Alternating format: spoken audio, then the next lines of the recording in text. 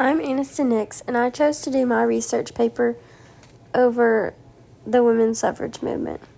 The intriguing determination of suffragists in the fight for equality. The best protection a woman can have is courage. Stanton Elizabeth Cady.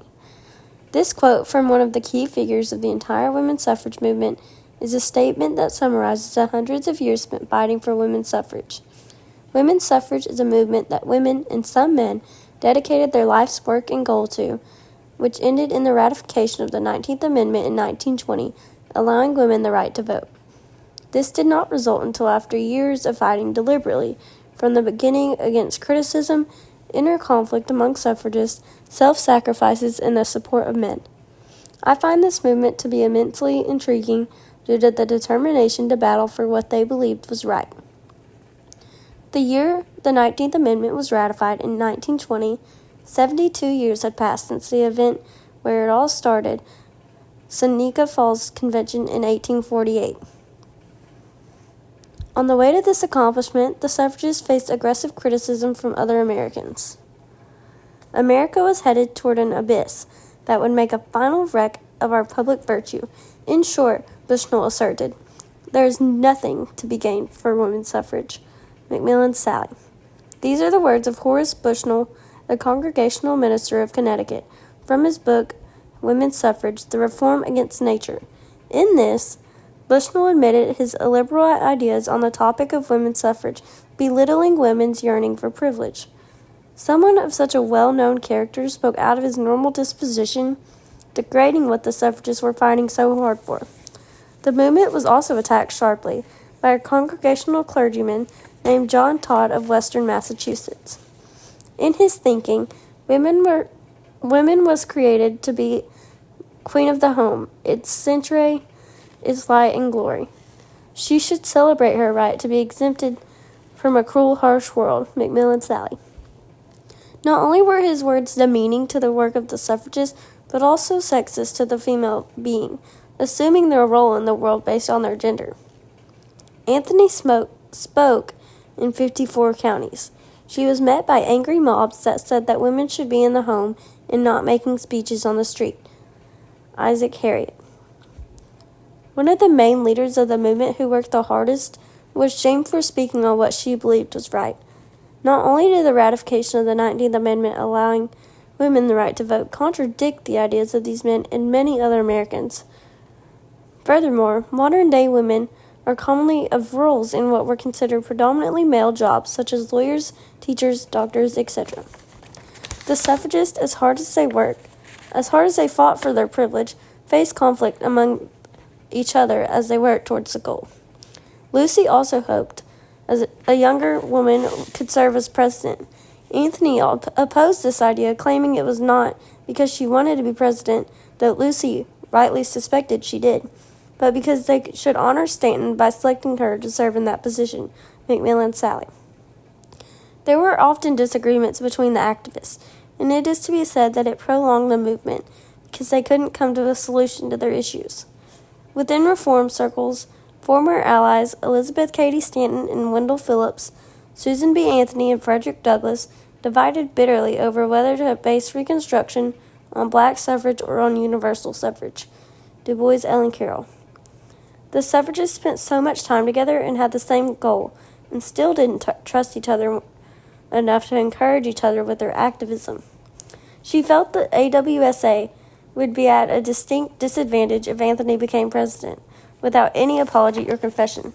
Macmillan Sally. This was how suffragist Lucy Stone felt about her fellow suffragist Susan B. Anthony. Both women historical icons for their roles in the women's suffrage movement, and it is overlooked, even unknown by many, that there was bad blood between the activists. The determination of the activists involved in the movement showed dedication and will to sacrifice themselves for what they believed was right.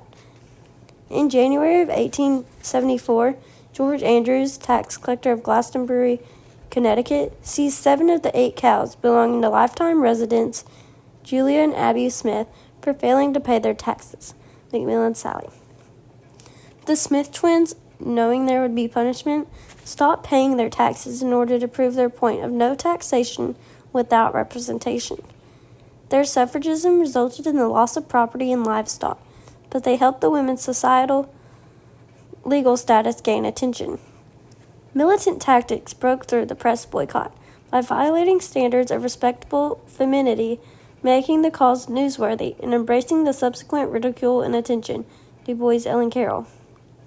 Harriet Stanton Blatch guided the suffragists to resort to such violent tactics, sacrificing the idea that they could get thrown in jail just to gain publicity from American citizens for the movement. The 15 women, however, had broken an 1870 federal law that made it illegal for anyone to vote who lacked that right.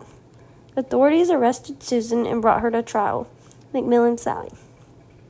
This occurred in November during the voting in Rochester, New York in 1872. The only result of her arrest was the coverage from press and that gained her attention from others, highlighting her stand on women's rights. There were several attempts of voting that occurred from suffragists over the years. These women put their character on the line in the fight for the suffragist movement's recognition.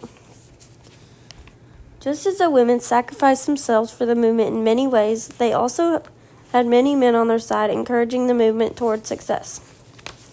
Some members, including George Washington Julian of Indiana, welcomed the opportunity to enfranchise women. The women's rights movement. Julian was a congressman member in 1866 during the first time that Stanton sent a petition in the support of women's suffrage. He went on to propose a constitutional amendment that was against any form of discrimination, but was never officially voted on. I want to inquire whether granting women the right of suffrage will change anything in respect to the nature of our sexes, Douglas asked her.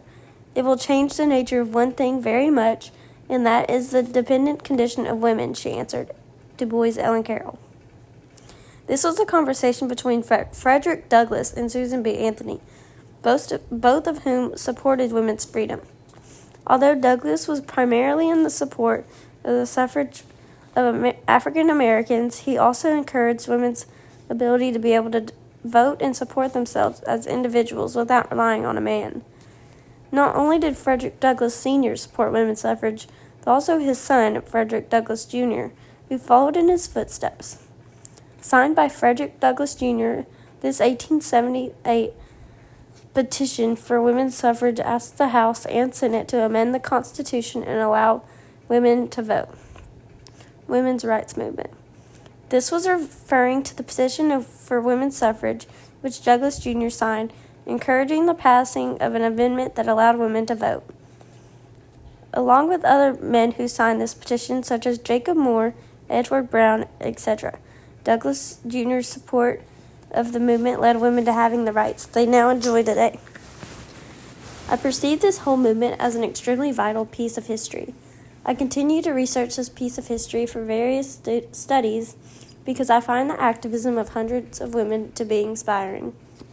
Women today are still often perceived to be below the male gender, undermining the suffragism during the Progressive era. Activists such as Stanton, Anthony, and Stone sacrificed their life's work in the fight for women's ability to vote. Any other piece of their life was put on hold to confront the unfairness that women once faced. Not only their sacrifices, but also their resilience against opposers, even each other, that was supported by both men and women, that led to the success of women's suffrage. This movement speaks volume of female courage, emphasizing that women have more grit than men will ever have due to having to work for their freedoms that they now enjoy today.